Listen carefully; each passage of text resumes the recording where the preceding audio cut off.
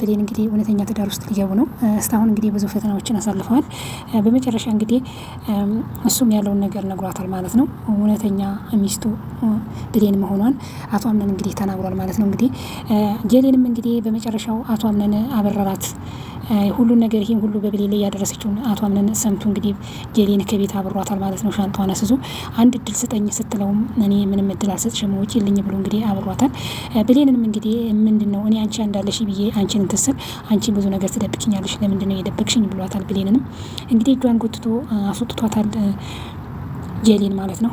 ብሌንም ያለውን ነገር እንግዲህ ብዙ ነገሮችን አሳልፈዋል እስካሁን። ከእንግዲህ ወዲህ ግን ከህይወቴ ትውጫለሽ፣ ድሮም ሲጀመረ አንቺ እውነተኛ ሚስቴ አይደለሽም ብሏታል ጀሌን ማለት ነው። አንድ እድል ስጠኝ ስትለውም አልሰጥሽም ብሏታል። ጀሌ ማለት ያው እንግዲህ የእጇን ያገኘችው በብሌን ላይ ብዙ ነገሮችን አድርጋለች። አንዳንድ ነገሮች ክፉ ስራዎች ያው ዋጋ ያስከፍላሉ።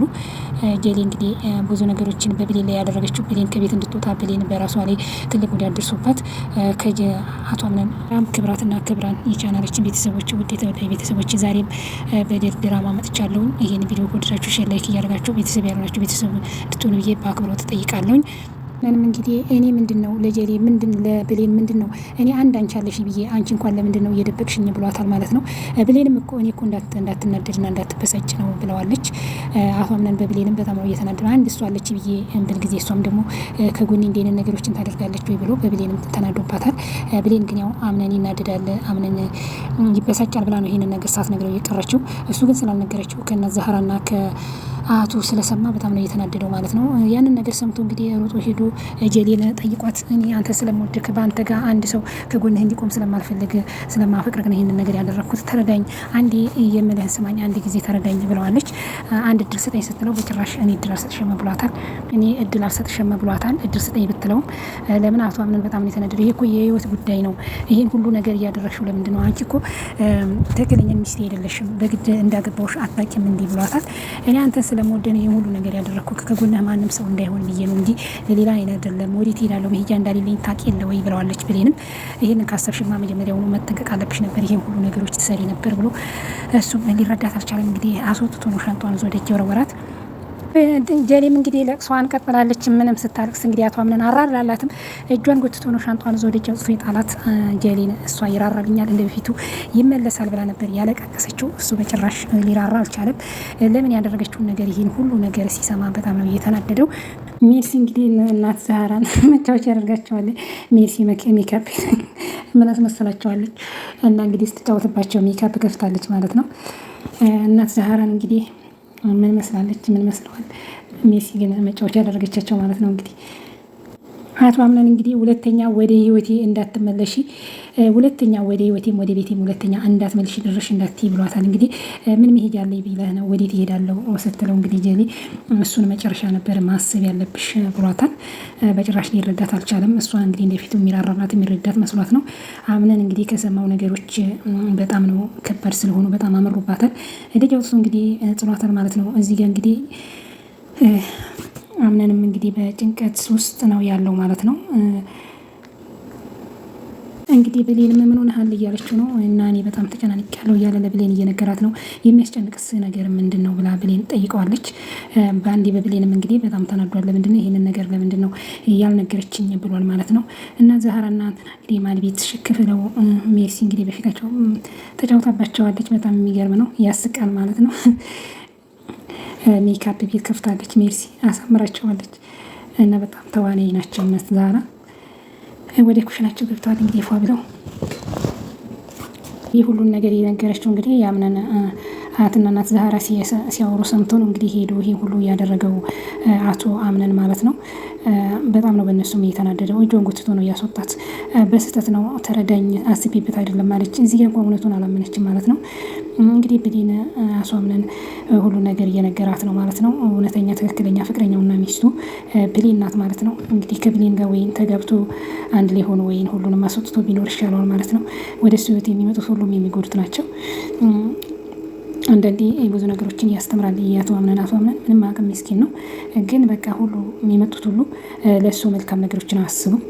በቃ የሆነ ነገር ከተበላሸ በኋላ ነው ሁሉን ነገር የሚነግሩት። እንግዲህ በዚህ ነው ሁሉን ነገር እየተበሰጫቸው ማለት ነው።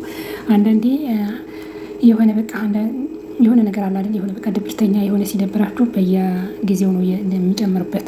አቶ አምነን አንድ ጊዜም እንግዲህ ደስተኛ ሆኖ ስቁም እዚህ ፊልም ላይ አይተነው አናውቅም ማለት ነው። ሁሌ እሱ ለብዙ ነገር ለስራም ለምንም ለሰውም ክፉ አስብም፣ ግን በጎኑ ያሉት ሁሉ ለእሱ መልካም ነገሮችን አስቡም። ነገር ከተበላሸ በኋላ ነው የሚነግሩት። በዚህ ነው እንግዲህ እሱም ተናዶ ይህ ሁሉ ነገር እንግዲህ መጀመሪያ አለመነገሩን አንደኛ የልጁ መውረድ ልጅ ያስወረደችው ብሌን ናት ተብላ ነበር። ብሌን ባሌለችበት ነገር ይህንን ሁሉ እንግዲህ እናት ዛህራ ስታወራ ሰምተው ነው ለመሪና ይህንን መሪምም እንግዲህ እየተዋየ ነው እሱ ከመሪም ጋርም አይሆንም። ከእንግዲህ ወዲህ እሱ ትክክለኛ ትዳር አብሮ መኖር የሚፈልገው ከብሌን ጋር ነው። እሱ አንደኛም ወይም ብሌንም ሁሉንም ከህይወቱ አስወጥቶ ብሌንን ብቻ አብሮ ይዞ መኖር ይችል ነበር። ግን አላለ በቃ እሱ አቶ ስትመክረው ወደ አቶ ነው የሚሄደው። አንዳንዴ በሰው ምክር ነው ብዛት የሚሄደው። አንዳንዴ በሰው ምክር የሚሄድ ሰው ያው ብዙ ነገሮች ይበላሽበታል። ሆነም አልሆነም በራሳችን ምሬት የምንሄደው እና በሰው ምሬት የምንሄድ አንድ አይደለም ማለት ነው። አቶ አምነን እንግዲህ ሰው ያለውን ይሰማል። በዛ ጊዜ ነው እንግዲህ ሁሌ የሚጎዳው። እንግዲህ ልጅነት ጓደኛውን ያመጣችለት አቶ ናት። ከመሪም አባት ጋር እንግዲህ ከካርታ ጋር አብሮ አደጉ ስለሆነች የአቶ አምነን አባት ደግሞ ከእሱ ብር ተበድሮ እንትን ብሎ ነበር። በዛ ምክንያት ያንን ነገሮች ውለታ ስላለ እንግዲህ እሷ ናት ትክክለኛ ሚስት ብላ ነው እሷን ያመጣችለት። መጀመሪያ እንደውም ከጀሌ ጋር ነበረች። ጀሌን እንደውም ትልጅ የልጅ ሚስት አንቺ በትክክል በቃ እውነተኛ ሚስት ሆነሽ እና በትክክል እንትን ብለሽ ሁሉን ንብረቱን እኔ ደግሞ ያለውን ነገር አስተካክልልሻለሁ በአንቺ ስም እንዲሆን የማንም እንትን አብሮ ከዚህ ወጥቶ እንዲሄድ የማንም ለቅምቃሚ ምናምን እያለች ነበረ የአቶ አምነናት። እንግዲህ ይህን ሁሉ ነገር ጀሌ የምታደርገውን ነገሮች ሁሉ አታውቅም ነገር።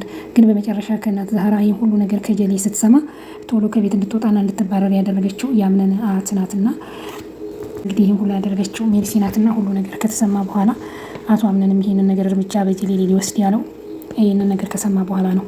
መጀመሪያ ብሌን እንደዛ ወድቃ እንደዛ ሆና ይህ ሁሉ ጉዳት ሲደርስባት መጀመሪያ ቢያውቅ ኖሮ ቢነግሩት ኖሮ እስካሁንም ጀሌ እዛ ቤት አትኖርም ነበር። ያው እንግዲህ እሱንም ያው አልነገሩትም። እነሱ ሲያወሩ ነው እሱ አዳምጦ ይህን ሁሉ ነገር የሰማው። ለእነሱ መልስ አልሰጣቸውም። ተናዶ ነው የወጣው። ያው ጀሌ እንግዲህ በየእጇን ያገኘችው ማለት ነው። ይህ ሁሉ በብሌን ላይ ግፍ ባታደርስ ኖሮ ይህ ሁሉ ነገር አይመጣባትም። ብሌንን ጭራሽ ከአምነን ህይወት አወጣለሁ ከዛ ቤት አርቃለሁ ብላ እሱ እስከ መጨረሻው ድረስ ከዛ ቤት ጥላ እንድትወጣ አደረጋት አቶ አምነን ማለት ነው። ግን በጠባይ በፍቅር ዝም ብላ ብሌንን ልትጎዳ ይህ ሁሉ እርምጃ ባትሄድ ኖሮ ጀሌ ከዚህ ቤት ልትወጣ አትችልም ነበር። እና አንዳንድ ነገሮች ሰውን ለመጉዳት የሚሰራው ስራ መልሶ ራስን የሚጎዳው። ጀሌ እንግዲህ ራስ ወዳድ ናት። የመጀመሪያውን ወይ ፍቅረኛዋ ናት። በቃ አሁን እሷ ከእንትናም ከሙስጠፋም አልሆነች። ሙስጠፋም እንግዲህ ጠፍቷል። ለምን ይህን ሁሉ ነገሮችን እሷ ብዙ ጊዜ ለምኗት ነበር። ሙስጠፋ እሷ ትክክለኛ ባሌ እኔ የምወደው የማፈቅረው አቶ አምነን ነው ስትለው ነበር። እሱ ምንም ቢላ ልትረዳው አልቻለችም ነበር። ብዙ ለምኗት ነበር። በመጨረሻ እንግዲህ አሁን ከሁለቱም አልሆነች፣ ከሙስጠፋም አልሆነች፣ ከአቶ አምነንም አልሆነች። የተንኮሏ ብዛት መጨረሻ ብቻዋን አስቀራት ማለት ነው። እና አቶ አምነን ብዙ ታግሷት ነበር። ይህንን ነገሮች አሁንም እነሱ ሲያወሩ ባይሰማ ኖሮ ይህን ነገር ሊሰማ አይችልም ነበር። እሷ ሲጀምር መጀመሪያውኑ ፈርታ ነበር። ይህንን ነገር አቶ አምነን ከሰማ ከቤት ያስወጣኛል ብላ የፈራችው ነገር አልቀረም ማለት ነው።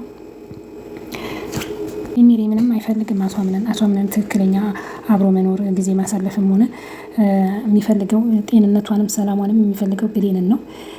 ብሌንና ብሌንን ብቻ ነው እሱ የሚፈልገው። ግን ብዙ ነገሮች ብዙ ሴቶች በህይወቱ ይመጣል። ያው ለጊዜው ላፉ ትንሽ ብሎ ይቀበል እንጂ ምን ጊዜም ቢሆን እሱ ከብሌን ጋር ነው ማለት ነው። ፍቅር ያለበት ቦታ ነው እንጂ አለ ፍቅር ብዙ ነገር ማለት ፍቅር ሲኖር ነው ትዳርም። አንዳንድ ነገሮች በፍቅር መሀል ነው ሁሉ ነገር። ገንዘብ ሀብትም ገንዘብ ሁሉ ነገር ቢኖር ውበት ሁሉ ረጋፊ ነው። ግን ፍቅር ካሌለ ሁሉ ነገር ከንቱ ነው ማለት ነው። ትዳር በፍቅር ነው። ትዳር አንዳንድ ሰዎች በመልክና በገንዘብ በቃ ቋቋምነት በውበት በቃ እንደዚያ የሚመስላችኋል። ትክክለኛ ትዳር ማለት ትዳር ከፍቅር ጋር ሲመሰረት ነው ማለት ነው። ፍቅር ካለ የፈለገ ፈተናዎች የፈለገ ነገሮችን ቢመጣ ያ እንትን ሊያቋርጥ አይችልም። ፍቅር ካሌለ ግን የፈለገ ነገር ጥቅም ምናምኖች መልክ ውበት ሁሉ ነገር ቢኖር ይቋረጣል ማለት ነው። ትክክለኛው ወሳኙ ነገር ለትዳር ምንድነው? ፍቅር ነው። ትክክለኛ የሚያፈቅራት የሚወዳት ብሌንን ብቻ ነው አቶ አምነን ማለት ነው። ብዙ ሴቶች በህይወቱ የመጡት አንድ ግማሾቹን በመልክ ግማሾቹን በገንዘብ ተማምነው ግማሾችን በውበት በምንድን ነው ማለት ነው። ግን እሱ ትክክለኛው የወደዳት የፈለጋት በፍቅርና ፍቅር ብቻ ብሌንን እና እሱን ያገናኛቸው ፍቅርና የእሷ ቅንነት የእሷ መልካምነት ነው እንጂ ወይም በጥቅምነት ወይም በምን ከማንም በልጣበት ሳይሆን በመልክም በምንም በልጣ ሳይሆን አላደርሰው በቃ ሁሉ ነገሩ ትረዳዋለች። አስተዋይ ናት። የሆነ ነገር ራሱን ሲል ቶሎ ብላ እንደ ሌሎቹ ወደ ሌላ ነገር ውስጥ አትገባም። ታጽናናዋለች። የሆነ በቃ እሱ ሁሌም ዲፕሬሽን ውስጥ ጭንቀት ውስጥ ነው። በዛ በጭንቀቱ ጊዜ ሁሌም ከጎኑ ናት እሷ ማለት ነው። ታማ እንኳን እሷ እንኳን በመምለይ እያለች እንደ አይነት ጉዳት ተደርሶባት ስለ እሱ ነው የምታስበው። ይሄ ነው በቃ እሷን ለመውደድ እንዲወዳት እስከ መጨረሻው ድረስ እንደዚህ ብዙ ነገሮች በላው ሲመጣ ብዙ ሴቶች ሲመጡ እነዚያን ሴቶች ከህይወቱ የሚያስወጣው አስተሳሰብ ነው። የሰው ልጅ አስተሳሰብና ስለ ነገ አርቆ ማሰብ መተሳሰብ በቃ አይደል? ይሄ ነው ትዳር የሚመሰረተው እንጂ ውበትና ገንዘብ ለጊዜው እንጂ ሁሉ ውበትም ረጋፊ ነው፣ ሀብትም ረጋፊ ነው። እና የዲራማ ብዙ ነገሮችን ያስተምራል። አቶ አምናን አንዳንዴ በቃ በህይወት ውስጥ ሁሌ ፈተና ነው፣ ሁሌ ደስተኛ አይሆንም። ግን እሱ ማለት እንደዚህ በሰውም ክፋትም ተንኮል የለበትም። አንዳንድ ሰው ይሄው ነው ለሰው መልካም እያሰበ ፈተና ብዙ ፈተናዎች ይደጋግሙበታል።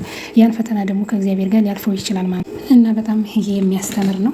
ያው ትንሽ አሁን በብሌን የተናደደባት ለምን ሳትነግሪኝ ነው በቃ አንድ አለችኝ እሷ ብዬ ከጎኔ እሷ ናት ብዬ በእሷ አንተስ እሷም ደግሞ እንደ ነገር እንዴት ትደብቀኛለች ብሎ ግን በጣም ነው እየተናደደባት። እሷም እንግዲህ ያው እንዳይናደድ እንዳይበሳጭ ብላ እንጂ ለክፋት ብላ አይደለም ይሄንን ነገር ያልነገረችው። እሱ ግን እንዴት በቃ ሁሉን ነገር ሚስጥርም ሆነ ሲከፋ ምንም ሲል ለብሌን ነው የሚነግራት። እዚህ ጋር እንግዲህ ብዙ ነገሮች ያስተምራል። ቁጭ ብላም ሜዳ ላይም ሆና ብዙ ነገሮችን በተለምነውም እንግዲህ ጀሌ መቼም ልመናዋን ሊረዳት አልቻለም። አቶ አምነን አምርሯል ማለት ነው። እውነቱን ነው። በደረሰው ባረገችው ነገር ምሕረት አይሰጣትም። ጀሌ ሰው እየዘራውን ያሄዳል የሚባለው እውነተኛ ትክክለኛ ነገር ነው ማለት ነው። ከዚህ ከዲራማ እንማርበታለን። ጀሌ ብዙ ጊዜ ተንኮል ነበር ስራዋ። ብዙ ጊዜ በብሌን ላይ ብዙ ነገሮችን ማድረስ ነበር ስትገን በመጨረሻ እሷ እቅዱ ያው ከአቶ አምነን ጋር አብረው እንዳይሆኑ ከቤት ለቃ እንድትወጣ ነበር። በመጨረሻ ግን እሷ ለቃ ወጣች። በመጨረሻ ሜዳ ወደቀች ማለት ነው። በጭራሽ አቶ አምነን ሊራራላት አልቻለም። እንደዛም ስትለምነው ብሌንም እንግዲህ ያለውን ነገር ነግረዋለች። በምክንያት እንዳልነገረችው እና አትጨናነቅ እያለች እንግዲህ እሷም እያጽናናችሁ ነው አቶ አምነንን። እንግዲህ ያለውን ነገር ይሄን ይመስላል። ቤተሰብ በጣም አስተማሪና ብዙ ነገሮችን የሚያስተምር ዲራማ ነው። ባይዘ በአሁን ጊዜ የሚሰሩ ዲራማዎች ከእውነተኛ ታሪክ ላይ ታይዘው ነው። እነዚህ ዲራማዎችን በአግባብና በጽሞና ካዳመጥናቸው ብዙ ትምህርቶች እናገኝበታለን። አንዳንድ ሰው እየዘራውን ይሄዳል የሚባለው እውነት ነው። በሰው ተንኮል፣ በሰው ክፋት ማሰብ ዞሮ ዞሮ ላይ ይጠብቃል ማለት ነው። መልካም ስራዎች መልካም ነው። ሁሌ መልካም ስራ ከሰራን ያ መልካም ነገር ይጠብቀናል። ክፉ ግን ክፉ ነው ማለት ነው። ክፉነት አሁን ጄሊን አይታችሁ እንደሆን በብሌን ላይ ብዙ ነገሮችን ስታደርግባት በመጨረሻ የወሱ ማልቀስ እሷ ጎዳና ወዳቂ እሷ ደጅ ተወጣ ተጣለች። ሻንጣሽን ተመልሰሽ እዚህ ቤት እንዳላይሽ ተኝታ እንኳን ስትታመም ያን ሁሉ ጉዳት አደርሳባት እንኳን እዚህ ቤት እንዳላይሽ አሁን ልቅ ብለሽ መውጣት አለብሽ ብላት ስታስፈራራ ስታስለቅሳት ነበር። ግን በመጨረሻ እሷው ጥላ ከቤት ውጭ ሆነች። እሷ ብሌን ከዚህ ከአቶ አምነን እንድትለይ ከቤት እንድትወጣ ነበር ይህን ሁሉ ነገሮች ያደረገችው።